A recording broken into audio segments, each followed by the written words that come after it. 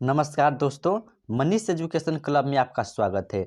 दोस्तों, आज के इस वीडियो में हम लोग देखेंगे इंटरमीडिएट का इकोनॉमिक्स यानी कि अर्थशास्त्र, जो कि बीएसटी अर्थशास्त्र से जितना भी महत्वपूर्ण ऑब्जेक्टिव प्रश्न बन रहे थे उन सारे प्रश्नों को इस वीडियो में समूहित किया गया है। तो आइए इस वीडियो को हम लोग स्टार्ट करते हैं। पहला प्रश्न है, उत्पादन संभावना वक्र मूल बिंदु की ओर उन्नतोदर होता है चूंकि, जिसमें कि पहला ऑप्शन है सीमांत प्रतिस्थापना दर स्थित रहती है। पहला ऑप्शन क्या है? सीमांत प्रतिस्थापना दर स्थित रहती है। दूसरा ऑप्शन है सीमांत प्रतिस्थापना दर ह्रासात्मक होती है। तीसरा ऑप्शन है सीमांत प्रतिस्थापना दर वर्धमान होती है। और चौथा ऑप्शन है इनमें से कोई नहीं। तो जी हाँ, इसका आंसर हो जाएगा इनमें से कोई नहीं। अगला प्रश्न देखते हैं, उपभोक्ता के इष्टतम बिंदु पर बजट रेखा। उपभोक्ता के इष्टतम बिंदु पर बजट रेखा, तो इसमें पहला ऑप्शन है एक्स के वक्र को काटती है। दूसरा है एक्स वक्र को स्पर्श करती है। और तीसरा है एक्स वक्र को स्पर्श नहीं करती है। और चौथा है इनमें से कोई नहीं। तो इसका आंसर हो जाएगा आंसर सी, यानी कि वक्र एक्स वक्र को स्पर्श नहीं करती है। आइए अगला प्रश्न देखते हैं। अगला प्रश्न है, अर्थशास्त्र के पिता कौन है? अर्थशास्त्र के पिता कौन है? इसमें पहला ऑप्शन है माल्थस। पहला ऑप्शन क्या है? माल्थस। और दूसरा ऑप्शन है एडम स्मिथ। दूसरा ऑप्शन क्या है? Adam Smith. और तीसरा है जॉन रॉबिन्सन। तीसरा ऑप्शन है जॉन रॉबिन्सन। और चौथा ऑप्शन है जे बी से। चौथा ऑप्शन क्या है? जे बी से। तो जी हाँ, इसका आंसर हो जाएगा ये ऑप्शन बी, यानी कि आपका आंसर हो जाएगा एडम स्मिथ। आंसर क्या हो जाएगा? Adam Smith. आइए अगला प्रश्न देखते हैं। अगला प्रश्न है, व्यष्टि अर्थशास्त्र में शामिल होती है। प्रश्न क्या है?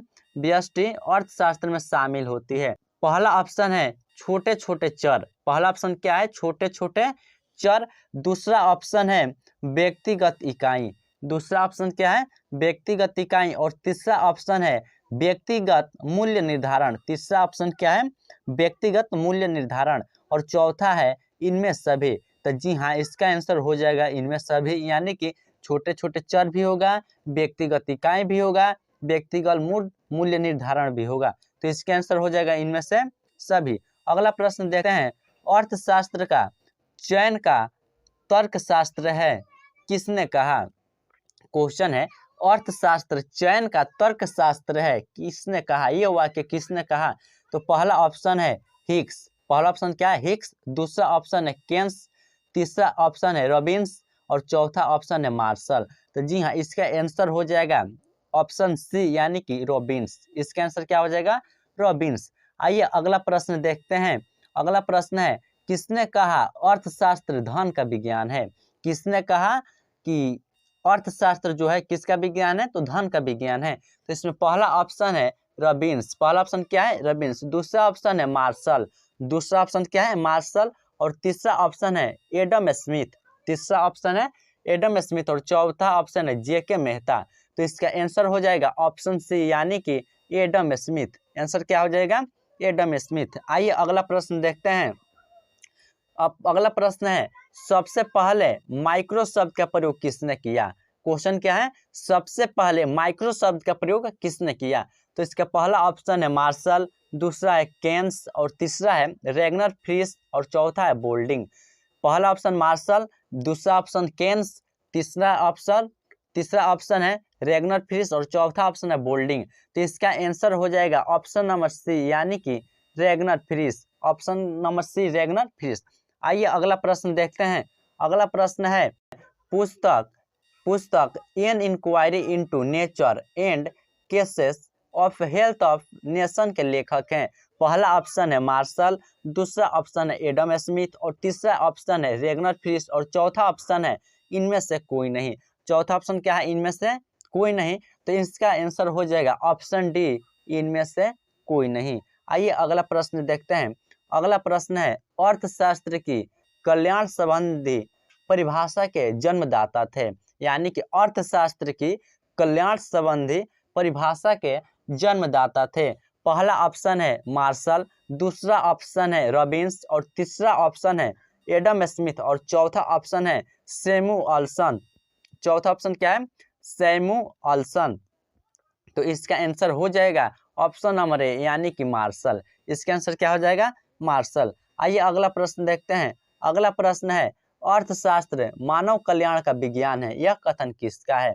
अर्थशास्त्र मानव कल्याण का विज्ञान है, यह कथन किसका है, यानी कि यह कथन किसने कहा है? तो इसका ऑप्शन पहला है रॉबिन्स, दूसरा है मार्शल, तीसरा है एडम स्मिथ और चौथा है रिकार्डो। तो आपका इसमें आंसर हो जाएगा ऑप्शन है यानी कि रॉबिन्स। आंसर क्या हो जाएगा? रॉबिन्स। आइए अगला प्रश्न है अर्थव्यवस्था की समस्या निम्नलिखित में कौन है? अर्थव्यवस्था की समस्या निम्नलिखित में कौन है? पहला ऑप्शन है आर्थिक विकास, दूसरा ऑप्शन है संसाधनों का आवंटन और तीसरा ऑप्शन है साधनों का कुशलतम प्रयोग और चौथा है इनमें से सभी। यानी कि अर्थव्यवस्था जो है इसकी समस्या निम्नलिखित में कौन है, यानी कि इसमें से जितना भी है यानी कि तीनों का तीनों समस्या है। पहला आर्थिक विकास, दूसरा साधनों का आवंटन और तीसरा है साधनों का कुशलतम प्रयोग और चौथा इनमें से सभी। तो इसका आंसर हो जाएगा इनमें से सभी। आइए अगला प्रश्न देखते हैं। अगला प्रश्न है आर्थिक समस्या मूलतः किस तथ्य की समस्या है? आर्थिक समस्या मूलतः किस तथ्य की समस्या है? इसमें पहला ऑप्शन है चुनाव की। पहला ऑप्शन क्या है? चुनाव की। दूसरा ऑप्शन है फर्म चयन की। दूसरा ऑप्शन क्या है? फर्म चयन की। और तीसरा ऑप्शन है उपभोक्ता चयन की और चौथा ऑप्शन है इनमें से कोई नहीं। तो इसका आंसर हो जाएगा ऑप्शन ए यानी कि चुनाव की। इसका आंसर क्या हो जाएगा? ऑप्शन ए यानी कि चुनाव की। अगला प्रश्न देखते हैं। अगला प्रश्न है अर्थव्यवस्था को वर्गीकृत किया जा सकता है। अर्थव्यवस्था को वर्गीकृत किया जा सकता है। पहला ऑप्शन है समाजवादी के रूप में। पहला ऑप्शन क्या है? समाजवादी के रूप में। दूसरा ऑप्शन है पूंजीवादी के रूप में। तीसरा ऑप्शन है मिश्रित के रूप में और चौथा ऑप्शन है इनमें से सभी। तो जी हाँ, इसका आंसर हो जाएगा ऑप्शन डी यानी कि इनमें से सभी। आइए अगला प्रश्न देखते हैं। अगला प्रश्न है अर्थव्यवस्था की केंद्रीय समस्या निम्न में कौन है? अर्थव्यवस्था की केंद्रीय समस्या निम्न में कौन है? यह क्वेश्चन कुछ देर पहले आया था, फिर भी वही क्वेश्चन। आइए इसको भी देखते हैं। पहला ऑप्शन है उत्पादित वस्तु का वितरण कैसा हो। इसका समस्या में पहला ऑप्शन क्या है? उत्पादित वस्तु का वितरण कैसा हो, यानी कि जो वस्तु का उत्पादन कर दिया गया है उस वस्तु का वितरण कैसा हो। और दूसरा क्या उत्पादन हो, यानी कि क्या बनाया जाए। दूसरा ऑप्शन क्या है? क्या उत्पादन हो। और तीसरा कैसे उत्पादन हो, आखिर जो बनाना है उसको हम कैसे बनाए, कैसे उसका उत्पादन करें। और चौथा ऑप्शन है इनमें से सभी। चौथा ऑप्शन क्या है? इनमें से सभी। तो इसका आंसर हो जाएगा ऑप्शन डी यानी कि इनमें से सभी। आइए अगला प्रश्न है निम्न में किस अर्थव्यवस्था में निजी क्षेत्र एवं सार्वजनिक क्षेत्र का सह अस्तित्व होता है? प्रश्न क्या है? निम्न में किस अर्थव्यवस्था में निजी क्षेत्र एवं सार्वजनिक क्षेत्र का सह अस्तित्व होता है? इसमें पहला ऑप्शन है मिश्रित अर्थव्यवस्था, दूसरा है पूंजीवादी अर्थव्यवस्था, तीसरा है समाजवादी अर्थव्यवस्था और चौथा है इनमें से कोई नहीं। चौथा क्या है? इनमें से कोई नहीं। तो इसका आंसर हो जाएगा ऑप्शन ए यानी कि मिश्रित अर्थव्यवस्था। आंसर क्या हो जाएगा? मिश्रित अर्थव्यवस्था। आइए अगला प्रश्न देखते हैं। अगला प्रश्न है उत्पादन का वक्र का ढाल गिरता है। उत्पादन का वक्र का ढाल गिरता है। पहला ऑप्शन है दाएं से बाएं। पहला ऑप्शन क्या है? दाएं से बाएं। दूसरा ऑप्शन है बाएं से दाएं। दूसरा ऑप्शन क्या है? बाएं से दाएं। तीसरा है ऊपर से नीचे। तीसरा क्या है? ऊपर से नीचे। और चौथा है नीचे से ऊपर। तो इसका आंसर हो जाएगा ऑप्शन सी यानी कि ऊपर से नीचे। उत्पादन का वक्र ढाल गिरता है कहाँ से? ऊपर से नीचे।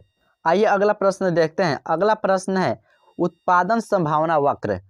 उत्पादन संभावना वक्र इसका पहला ऑप्शन है अक्ष की ओर नतोदर होती है। अक्ष की ओर नतोदर होती है। दूसरा है अक्ष की ओर उन्नतोदर होती है। तीसरा ऑप्शन है अक्ष की ओर समांतर होती है और चौथा है अक्ष की ओर लंबवत होती है। तो इसका आंसर हो जाएगा ऑप्शन ए यानी कि अक्ष की ओर नतोदर होती है। इसका आंसर क्या हो जाएगा? अक्ष की ओर न तो उधर होती है। आइए अगला प्रश्न अगला प्रश्न है उस वक्र का नाम बताएं। अगला प्रश्न है उस वक्र का नाम बताएं जो आर्थिक समस्या दर्शाता है। उस वक्र का नाम बताएं जो आर्थिक समस्या दर्शाता है। पहला ऑप्शन है उदासीनता चक्र, उदासीनता वक्र। पहला ऑप्शन क्या है? उदासीनता वक्र। दूसरा ऑप्शन है उत्पादन संभावना वक्र। दूसरा ऑप्शन क्या है? उत्पादन संभावना वक्र। तीसरा ऑप्शन है मांग वक्र और चौथा ऑप्शन है उत्पादन वक्र। चौथा ऑप्शन क्या है? उत्पादन वक्र। इसमें आपका आंसर हो जाएगा ऑप्शन बी यानी कि उत्पादन संभावना वक्र। आपका आंसर क्या हो जाएगा? ऑप्शन बी यानी कि उत्पादन संभावना वक्र। आइए अगला प्रश्न देखते हैं।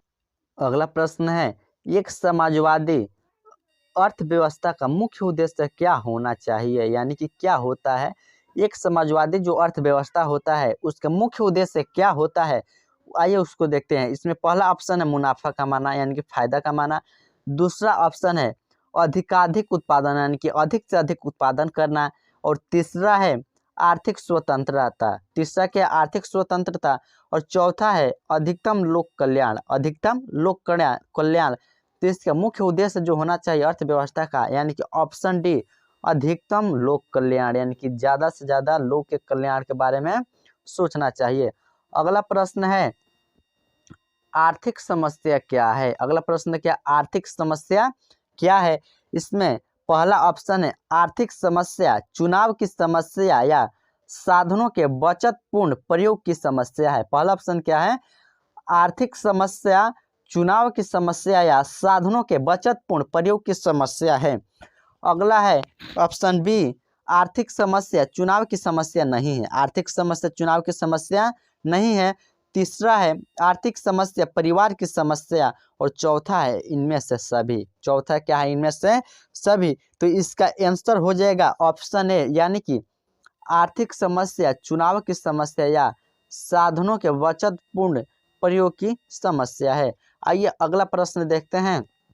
अगला प्रश्न है आर्थिक समस्या उत्पन्न होने के प्रमुख कारण कौन है। आर्थिक समस्या उत्पन्न होने के प्रमुख कारण कौन है। इसमें पहला ऑप्शन है असीमित आवश्यकताएं। पहला ऑप्शन क्या है? असीमित आवश्यकताएं। दूसरा ऑप्शन है दुर्लभ साधन। दूसरा ऑप्शन क्या है? दुर्लभ साधन। और तीसरा ऑप्शन है चुनाव की समस्या। तीसरा ऑप्शन क्या है? चुनाव की समस्या। और चौथा ऑप्शन है इनमें से सभी। चौथा ऑप्शन क्या है? इनमें से सभी। तो इसका आंसर हो जाएगा ऑप्शन डी यानी कि इनमें से सभी, यानी कि असीमित आवश्यकताएं भी, दुर्लभ साधन भी, चुनाव की समस्या यानी कि इनमें से सभी। आइए अगला प्रश्न देखते हैं। अगला प्रश्न है उत्पादन संभावना वक्र की निम्नलिखित में कौन प्रमुख विशेषताएं हैं। उत्पादन संभावना वक्र की निम्नलिखित में कौन प्रमुख विशेषताएं हैं।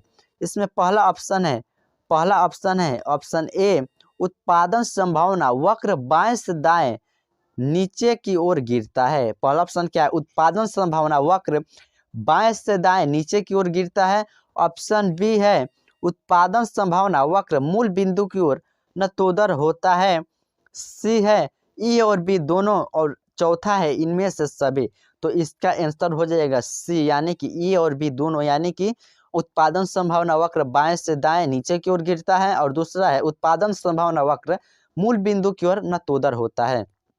आइए अगला प्रश्न देखते हैं। प्रश्न है उत्पादन संभावना वक्र का ढाल होता है। उत्पादन संभावना वक्र का ढाल होता है। पहला ऑप्शन है ऋणात्मक, दूसरा है धनात्मक, तीसरा है ऊपर से बाएं और चौथा है इनमें से कोई नहीं। तो इसका सही आंसर होगा ऑप्शन है यानी कि ऋणात्मक। क्या हो जाएगा? ऋणात्मक। उत्पादन संभावना का वक्र का ढाल कैसा होता है? तो ऋणात्मक होता है। आइए अगला प्रश्न देखते हैं।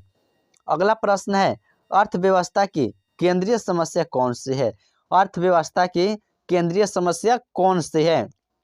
इसमें पहला ऑप्शन है क्या उत्पादन हो, दूसरा है कैसे उत्पादन हो, तीसरा है उत्पादित वस्तु का वितरण कैसे हो, और चौथा है इनमें से सभी। तो जी हाँ, इसका आंसर हो जाएगा ऑप्शन डी यानी कि इनमें से सभी। अर्थव्यवस्था की केंद्रीय की समस्या यही है कि क्या उत्पादन किया जाए, कैसे उत्पादन किया जाए, तथा जो उत्पादित कर दिया जाए वस्तु उसका वितरण कैसे हो। तो इसका आंसर हो जाएगा ऑप्शन डी यानी कि इनमें से सभी। आइए अगला प्रश्न देखते हैं। अगला प्रश्न है, किसने कहा अर्थशास्त्र कभी वास्तविक विज्ञान होता है और कभी आदर्श विज्ञान? किसने कहा कि अर्थशास्त्र कभी वास्तविक विज्ञान होता है और कभी आदर्श विज्ञान होता है? तो पहला ऑप्शन है मार्शल। पहला ऑप्शन क्या है? मार्शल। दूसरा ऑप्शन है फ्रेडमैन। दूसरा ऑप्शन क्या है? फ्रेडमैन। और तीसरा ऑप्शन है किन्स। तीसरा ऑप्शन क्या है? किन्स। और चौथा ऑप्शन है इनमें से कोई नहीं। चौथा ऑप्शन क्या है?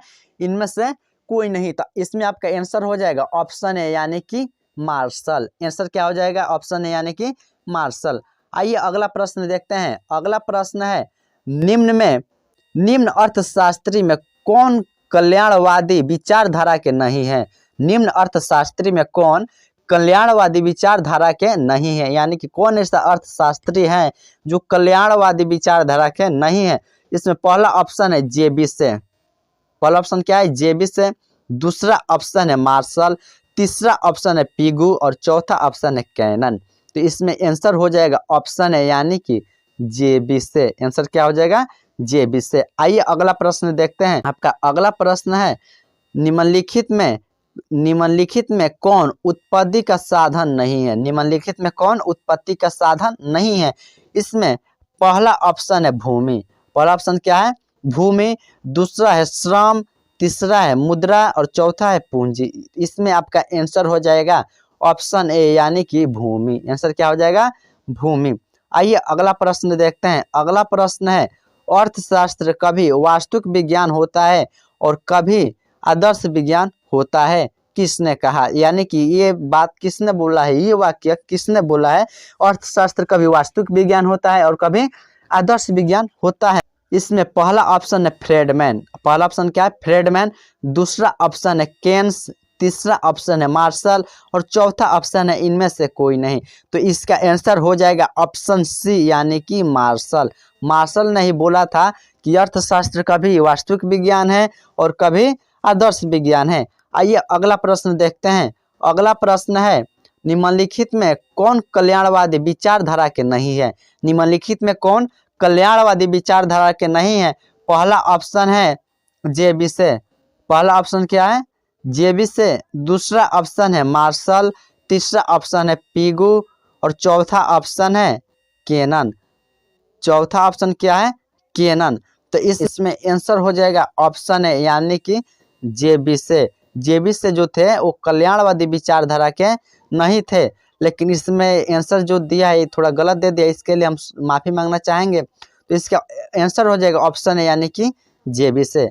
आइए अगला प्रश्न देखते हैं। अगला प्रश्न है, अर्थशास्त्र विज्ञान एवं कला दोनों है। अर्थशास्त्र विज्ञान एवं कला दोनों है। किसने कहा? किसने कहा था कि अर्थशास्त्र विज्ञान भी है और कला भी है? इसमें पहला ऑप्शन है मार्शल। पहला ऑप्शन क्या है? मार्शल। दूसरा ऑप्शन है रॉबिन्स। तीसरा ऑप्शन है जेके मेहता और चौथा ऑप्शन है कैनन। तो इसमें आंसर हो जाएगा ऑप्शन है यानी कि मार्शल। आंसर क्या हो जाएगा? ऑप्शन है यानी कि मार्शल। आइए अगला प्रश्न देखते हैं। अगला प्रश्न है, अर्थशास्त्र यथार्थवादी विज्ञान या आदर्शवादी विज्ञान दोनों है? अर्थशास्त्र क्या है? यथार्थवादी विज्ञान या आदर्श विज्ञान दोनों है। किसने कहा? इसमें पहला ऑप्शन है मार्शल। दूसरा ऑप्शन है रॉबिन्स। तीसरा ऑप्शन है केन्स और चौथा ऑप्शन है कैनन। तो इसमें आपका आंसर हो जाएगा ऑप्शन है यानी कि मार्शल। आइए अगला प्रश्न देखते हैं। अगला प्रश्न है, अर्थशास्त्र एक वास्तविक विज्ञान है। किसने कहा? अर्थशास्त्र एक वास्तविक विज्ञान है। किसने कहा? तो पहला ऑप्शन है मार्शल। दूसरा है रॉबिन्स। तीसरा है केन्स और चौथा है जेके मेहता। तो इसमें आपका आंसर हो जाएगा ऑप्शन बी यानी कि रॉबिन्स। ऑप्शन बी यानी कि रॉबिन्स। आइए अगला प्रश्न देखते हैं। अगला प्रश्न है, अर्थशास्त्र उद्देश्यों के बीच तटस्थ है। किसने कहा? अर्थशास्त्र जो है उद्देश्यों के बीच क्या है? तटस्थ है। किसने कहा? इसमें पहला ऑप्शन है मार्शल। दूसरा ऑप्शन है रॉबिन्स। तीसरा ऑप्शन है सैमुअल्सन और चौथा ऑप्शन है केन्स। तो इसमें आपका आंसर हो जाएगा ऑप्शन बी यानी कि रॉबिन्स। आपका आंसर क्या हो जाएगा? बी। आइए इसका अगला प्रश्न देखते हैं। प्रश्न है, आर्थिक क्रिया के प्रकार हैं। प्रश्न क्या है? आर्थिक क्रिया के प्रकार है। आपका ऑप्शन ए है उत्पादन। पहला ऑप्शन क्या है? उत्पादन। दूसरा है उपभोग। तीसरा है विनिमय और चौथा है इनमें से सभी। यानी कि पहला ऑप्शन है उत्पादन, दूसरा है उपभोग और तीसरा है विनिमय और चौथा है इनमें सभी। यानी कि आपका इसमें सही आंसर होगा ऑप्शन डी। आंसर क्या होगा? ऑप्शन डी, यानी कि इनमें सभी। आइए इसका अगला प्रश्न देखते हैं।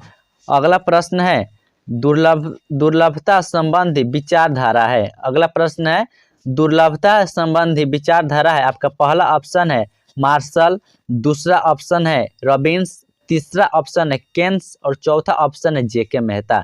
तो इसमें आपका सही आंसर होगा ऑप्शन बी, यानी कि रेबन्स। आंसर क्या होगा? रेबिन्स। ऑप्शन बी होगा रेबिन्स। आइए अगला प्रश्न देखते हैं। अगला प्रश्न है अंग्रेजी का शब्द मैक्रो ग्रीक शब्द मैक्रोज से लिया गया है, जिसका अर्थ है, यानी कि अंग्रेजी का जो शब्द है मैक्रो, वह ग्रीक शब्द है मैक्रोज से लिया गया है। इसका अर्थ क्या है? तो उसका अर्थ ऑप्शन है सूक्ष्म। पहला ऑप्शन क्या है? सूक्ष्म, दूसरा ऑप्शन है व्यापक, तीसरा ऑप्शन है व्यक्तिगत और चौथा ऑप्शन है इनमें से कोई नहीं।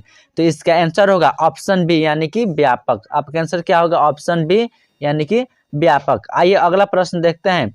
अगला प्रश्न है उत्पादन में निम्न में कौन से साधन है? उत्पादन के निम्न में कौन से साधन है? पहला ऑप्शन है भूमि। पहला ऑप्शन क्या है? भूमि। दूसरा ऑप्शन है श्रम, तीसरा ऑप्शन है पूंजी और चौथा ऑप्शन है इनमें से सभी। तो इसका आंसर होगा इनमें सभी। यानी कि उत्पादन का जो मुख्य साधन होता है वो होता है भूमि, क्योंकि जब तक भूमि नहीं रहेगा तब तक हम कोई चीज़ का उत्पादन नहीं कर सकते हैं। उसके बाद श्रम, जब तक हम मेहनत नहीं करेंगे तब तक कोई भी चीज़ का हम उत्पादन नहीं कर सकते हैं। उसके बाद आता है पूंजी, यानी कि बिना पूंजी का हम कुछ भी नहीं कर सकते हैं। तो इसका आंसर होगा ऑप्शन डी, यानी कि इनमें से सभी। आइए इसके अगला प्रश्न देखते हैं। अगला प्रश्न है व्यष्टि अर्थशास्त्र की कौन सी शाखा है? क्वेश्चन क्या है? व्यष्टि अर्थशास्त्र की कौन सी शाखाएं हैं? तो इसमें पहला ऑप्शन है वस्तु कीमत निर्धारण, दूसरा है साधन कीमत निर्धारण, तीसरा है आर्थिक कल्याण और चौथा इनमें सभी। तो इसका भी आंसर होगा इनमें से सभी। यानी कि व्यष्टि अर्थशास्त्र की शाखाएं हैं वस्तु कीमत निर्धारण, साधन कीमत निर्धारण तथा आर्थिक कल्याण। इसका भी आंसर क्या होगा? इनमें से सभी। आइए इसका अगला प्रश्न देखते हैं। अगला प्रश्न है समष्टि अर्थशास्त्र के अंतर्गत किसका अध्ययन किया जाता है? समष्टि अर्थशास्त्र के अंतर्गत किसका अध्ययन किया जाता है? इसमें पहला ऑप्शन है राष्ट्रीय आय। पहला ऑप्शन क्या है? राष्ट्रीय आय। दूसरा ऑप्शन है कुल उत्पादन, तीसरा ऑप्शन है पूर्ण रोजगार और चौथा ऑप्शन है इनमें सभी। तो इसका आंसर हो जाएगा ऑप्शन डी, यानी कि इनमें से सभी। आइए इसके अगला प्रश्न देखते हैं। अगला प्रश्न है समष्टि अर्थशास्त्र के निम्नलिखित में कौन सी विशेषताएं हैं? यानी कि जो समष्टि अर्थशास्त्र होता है उसकी कितना विशेषताएं होता है? तो इसका पहला ऑप्शन है राष्ट्रीय आय, कुल रोजगार, सामान्य कीमत स्तर का अध्ययन किया जाता है। पहला ऑप्शन क्या है? राष्ट्रीय आय, कुल रोजगार, सामान्य कीमत स्तर का अध्ययन किया जाता है। दूसरा ऑप्शन है संपूर्ण अर्थव्यवस्था से संबंधित नीतियों का अध्ययन किया जाता है। ऑप्शन सी, यानी कि तीसरा ऑप्शन है समष्टि अर्थशास्त्र विशेष सामग्री के महत्वपूर्ण भाग होते हैं और चौथा ऑप्शन है इनमें सभी। तो इसका भी आंसर हो जाएगा इनमें से सभी। आइए इसका अगला प्रश्न देखते हैं। अगला प्रश्न है समष्टि अर्थशास्त्र के क्षेत्र में निम्नलिखित में कौन सा अध्ययन विशेष सामग्री सम्मिलित है? यानी कि समष्टि जो अर्थशास्त्र है उसके क्षेत्र में कौन सा ऐसा अध्ययन है जो विशेष सामग्री सम्मिलित है? इसमें पहला ऑप्शन है आय एवं रोजगार। पहला ऑप्शन क्या है? आय एवं रोजगार के सिद्धांत। दूसरा ऑप्शन है सामान्य कीमत स्तर एवं मुद्रा स्फीति का सिद्धांत। तीसरा ऑप्शन है व्यापार चक्रों का सिद्धांत और चौथा ऑप्शन है इनमें से सभी। चौथा ऑप्शन क्या है? इनमें से सभी। तो इसका आंसर होगा ऑप्शन डी, यानी कि इनमें से सभी। आइए इसका अगला प्रश्न देखते हैं। अगला प्रश्न है समष्टि अर्थशास्त्र के अध्ययन का विषय है। समष्टि अर्थशास्त्र के अध्ययन का विषय है, इसमें पहला ऑप्शन है राष्ट्रीय आय का सिद्धांत। पहला ऑप्शन क्या है? राष्ट्रीय आय का सिद्धांत। दूसरा ऑप्शन है उपभोक्ता का सिद्धांत, तीसरा ऑप्शन है उत्पादक का सिद्धांत और चौथा ऑप्शन है इनमें से कोई नहीं।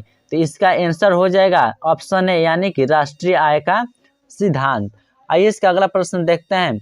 अगला प्रश्न है व्यष्टि अर्थशास्त्र के अंतर्गत निम्नलिखित में किसका अध्ययन किया जाता है?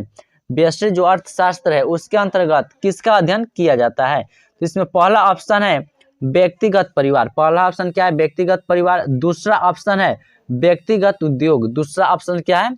व्यक्तिगत उद्योग। और तीसरा ऑप्शन है व्यक्तिगत फर्म। और चौथा ऑप्शन है इनमें से सभी।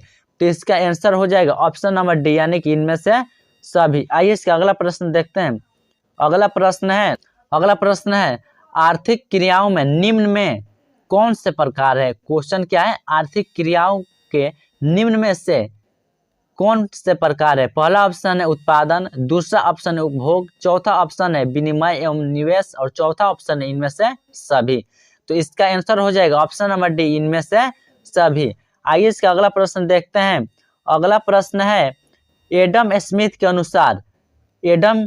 अनुसार ऑप्शन है भौतिक कल्याण का विज्ञान है, ऑप्शन बी सीमित साधनों का विज्ञान है, तीसरा धन का विज्ञान है और चौथा इनमें से कोई नहीं। तो एडम स्मिथ के अनुसार इनमें से कोई नहीं आंसर होगा, ऑप्शन डी इनमें से कोई नहीं। इसका अगला प्रश्न देखते हैं।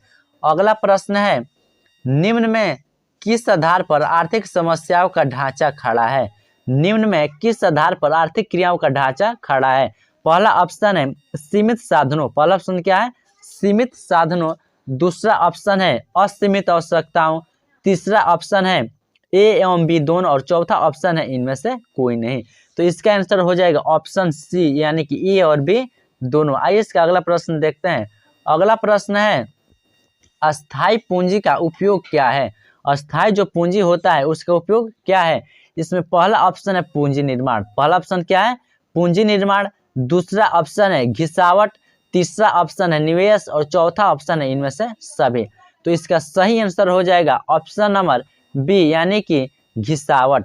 आइए इसका अगला प्रश्न देखते हैं। अगला प्रश्न है घिसावट व्यय किसमें सम्मिलित रहता है?